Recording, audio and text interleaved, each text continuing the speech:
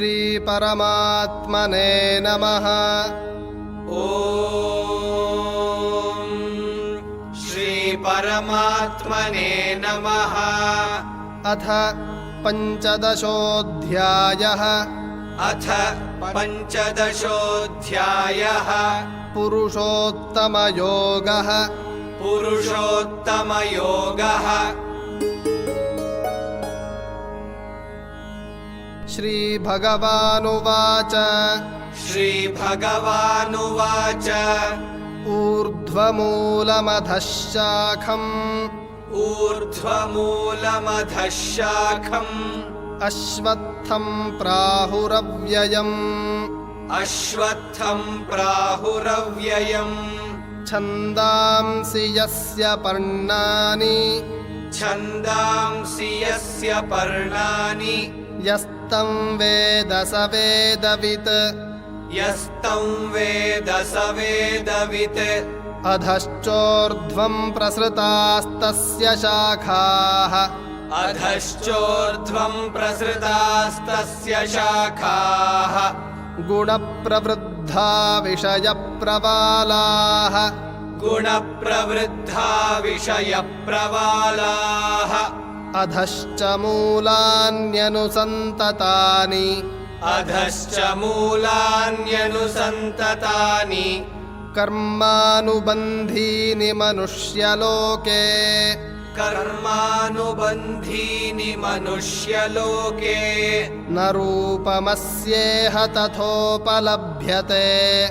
न रूपमस्येह तथोपलभ्यते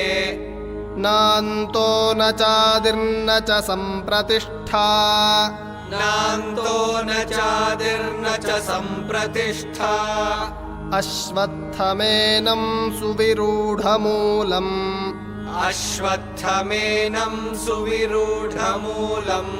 असङ्गशस्त्रेण दृढेन छित्त्वा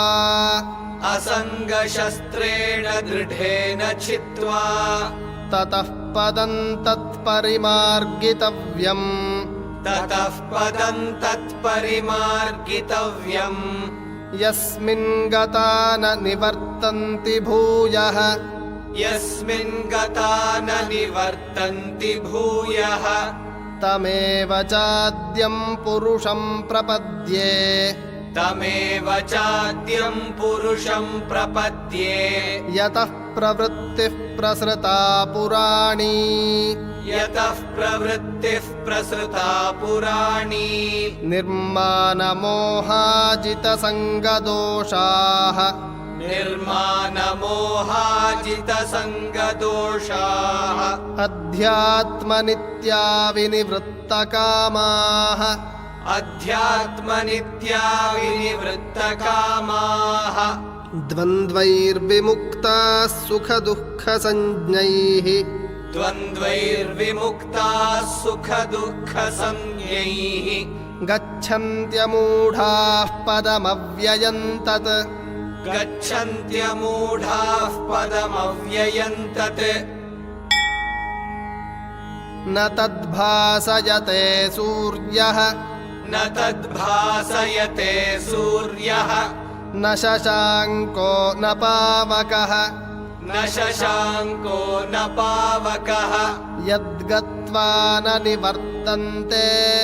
यद्गत्वा न निवर्तन्ते तद्धाम परमं मम तद्धाम परमं मम ममैवांशो जीवलोके ममैवांशो जीवलोके जीवभूतः सनातनः जीवभूतः सनातनः मनःषष्ठानीन्द्रियाणि मनःषष्ठानीन्द्रियाणि प्रकृतिस्थानि कर्षति प्रकृतिस्थानि कर्षति शरीरं यदवाप्नोति शरीरं यदवाप्नोति यच्चाप्युत्क्रामतीश्वरः यच्चाप्युत्क्रामतीश्वरः गृहीत्वैतानि संयाति गृहीत्वैतानि संयाति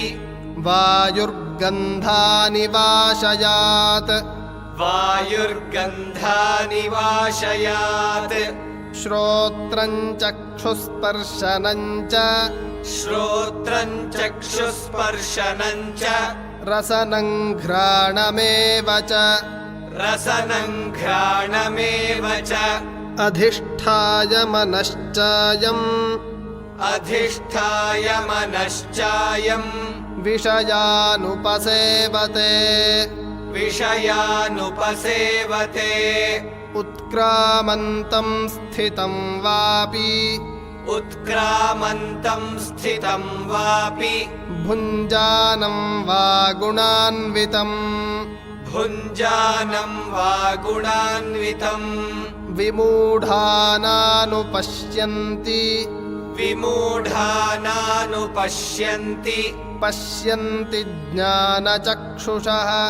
पश्यन्ति ज्ञानचक्षुषः यतन्तो योगिनश्चैनं यतन्तो योगिनश्चैनं पश्यन्त्यात्मन्यवस्थितम् पश्यन्त्यात्मन्यवस्थितम् यतन्तोऽप्यकृतात्मानः यतन्तोऽप्यकृतात्मानः नैनं पश्यन्त्यचेतसः नैनं पश्यन्त्यचेतसः यदादित्यगतं तेजः यदादित्यगतं तेजः जगद्भासयतेऽखिलम् जगद्भासयतेऽखिलम् यच्चन्द्रमसि यच्चाग्नौ यच्चन्द्रमसि यच्चाग्नौ तत्तेजो विद्धि मामकम् तत्तेजो विद्धि मामकम् गामाविश्य च भूतानि गामाविश्य च भूतानि धारयाम्यहमोजसा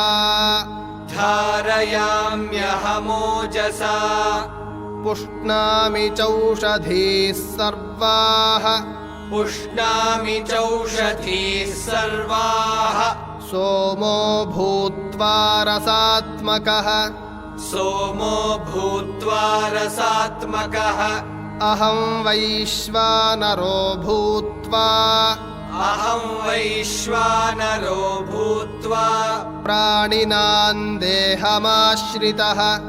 प्राणिनां देहमाश्रितः प्राणापानसमायुक्तः प्राणापानसमायुक्तः पचाम्यन्नं चतुर्विधम् पचाम्यन्नं चतुर्विधम् सर्वस्य चाहं हृदि सन्निविष्टः सर्वस्य चाहं हृदि सन्निविष्टः मत्तस्मृतिर्ज्ञानमपोहनं च मत्तस्मृतिर्ज्ञानमपोहनं च वेदैश्च सर्वैरहमेव वेद्यः वेदैश्च सर्वैरहमेव वेद्यः